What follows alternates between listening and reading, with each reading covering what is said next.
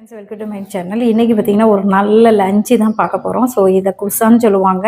நம்ம மேரோ நிறைய இதை வச்சு நிறைய வீடியோஸ்லாம் நம்ம போட்டிருக்கோம்.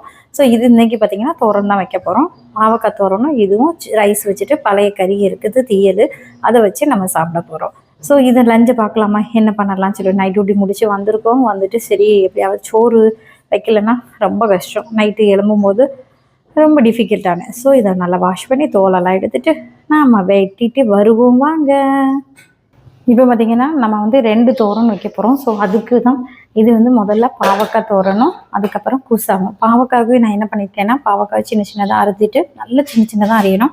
அதுக்கப்புறம் பார்த்திங்கன்னா நம்மளோட வெங்காயம், கருவேப்பிலை, பச்சை மிளகாய், உப்பு, மஞ்சள் பொடி, சில்லி பவுடர், இதே ப்ராசஸ் தான். இங்கே கொஞ்சம் தேங்காய், 2க்குமே தேங்காய் போட்டாச்சு. இப்படி நல்லா பிசைஞ்சு வச்சுருக்கேன். இப்போ பார்த்திங்கன்னா நல்லா பொரிஞ்சு வருதுல்ல, இந்த டைமில் நம்மளோட பாவக்காவை இதை போட போகிறோம். கருவேப்பிலெல்லாம் போடும்போது தேங்காய் எண்ணெயில் யூஸ் பண்ணும்போது நல்ல மணமாக இருக்கும். நமக்கு அதுதான் தேவை, நல்ல மனம் தான் தேவை. மணமாக இருந்தால் நம்ம சாப்பிட்றதுக்கு தோணும். இது கைப்பக்கான்னு சொல்லுவாங்க, பாவக்கான்னு சொல்லுவாங்க. இது வந்து நான் இப்படி யூஸ் செய்கிறதுனால ரொம்ப கசக்காது இதில்.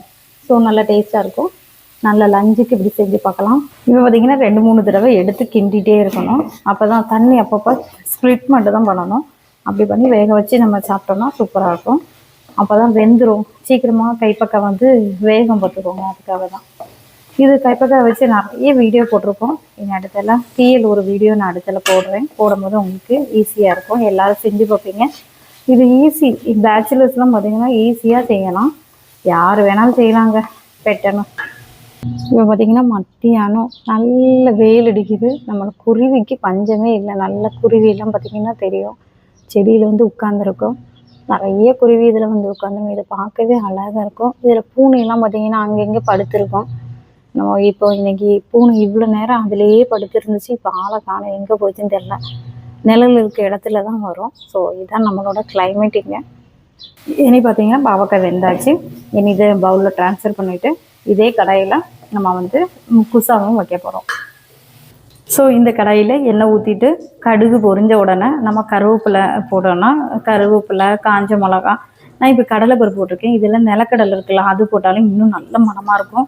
ஸோ கடலைப்பருப்பு, நிலக்கடலை இதெல்லாம் போட்டுட்டு இப்போ நம்ம பிசைஞ்சு வச்சுருக்கோம் பார்த்திங்களா, இதை வந்து இதில் சேர்க்க போகிறோம்.